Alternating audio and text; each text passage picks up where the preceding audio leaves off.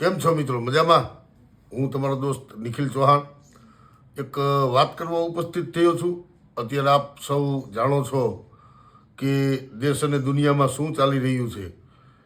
Israel અને ઈરાનનું જે યુદ્ધ છે એમાં વર્લ્ડ વોર થવાની શક્યતાઓ ખૂબ જ વધી ગઈ છે. કારણ કે એક દેશ બીજા દેશનો દુશ્મન છે, ત્યારે આપણે ડરવાની જરૂર નથી હો.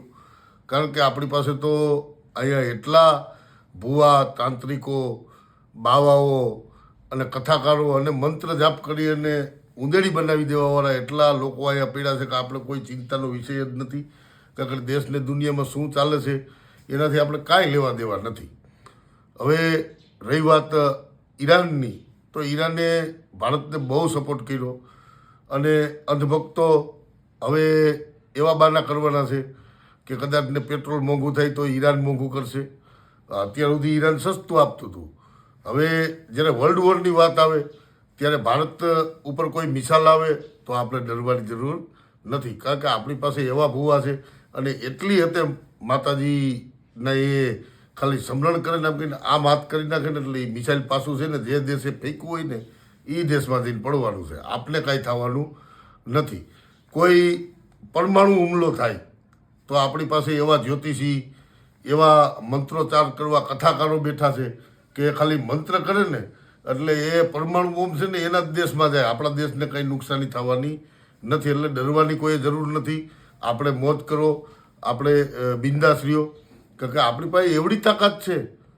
આજે પાખંડ, અંધશ્રદ્ધા ને તમે નામ દો એ હવે ખરાખરીનો ખેલ છે. હવે હું ચેલેન્જ મારું છું તમામ ભુવાઓ, કથાકારો, જે બાવાઓ છે, જે મોટા મોટા ગાદીપતિઓ થઈને બેઠા છે, જેની તાકાત એવી છે કે આમ આંખના પલકારામાં કોઈ પણ વસ્તુઓ એને વશમાં કરી લે.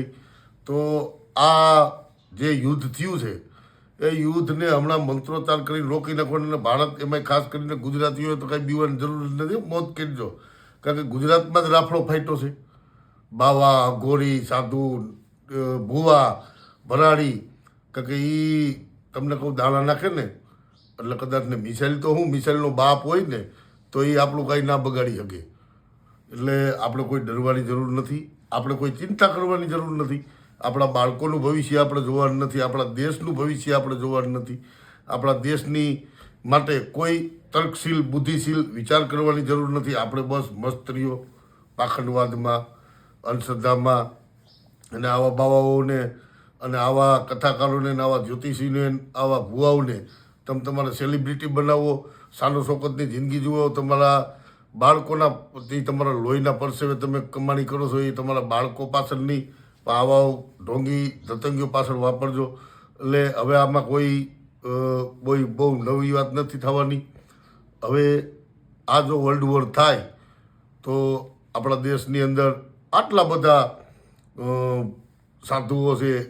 એક શ્લોક તો મેં સાંભળ્યો હતો કે એટલા સાધુઓને જો આપણે શું કહેવાય બોર્ડર ઉપર મૂકી દઈએ તો મિલિટરીની જરૂર ના પડે, આર્મીની જરૂર ના પડે. તો આપણે આ બધા ભુવાઓને મારી ચેલેન્જ છે કે તમે તમારા બાપના પેટના હોને હાથે જો આ સત્યના રાહે હોવ તો આ વર્લ્ડ વોર થાય તો ભારતને કંઈ નુકસાની ના આવે. બધાય તમામ આર્મીને કહી દો પોતપોતાને ઘેરે વહી જાય અને તમે બોર્ડર ઉપર ગોઠવાઈ જાઓ. આ મારી ખુલ્લી ચેલેન્જ છે. અને દેશવાસીઓને મારી વિનંતી છે કે તર્ક કરો, વિચાર કરો, આપણે કઈ દિશામાં જઈ રહ્યા છીએ. આજે વિશ્વ સ્તરે એક મોટી વર્લ્ડ વોર થવાની બહુ શક્યતાઓ છે. આ શક્યતાઓમાં આપણે શું ખોઈ બેસીએ છીએ, આપણે કેટલો સમય પાછળ જતા રહેવાના છીએ, આ બધે વિચાર કરવાની જરૂર છે. અને જેટલા પણ ભુવા છે, જેટલા પણ પાખંડીઓ છે, કથાકારો છે, મંત્ર જાપ કરવાવાળા છે, એને મારી ખુલ્લી ચેલેન્જ છે કે તમે ગોઠવાઈ જાઓ બોર્ડર ઉપર. અને ખાસ કરીને આ જે યુદ્ધ છે ખરેખર 2-3 મંત્ર એવા મારી દો કે એ જો અન્ય સમેટાઈ જાય અને બધું હતું એમ થઈ જાય તો આપણો દેશ વિશ્વગુરુ કહેવાય ખરા અર્થમાં. અને એના ભાગીદાર તમે હશો.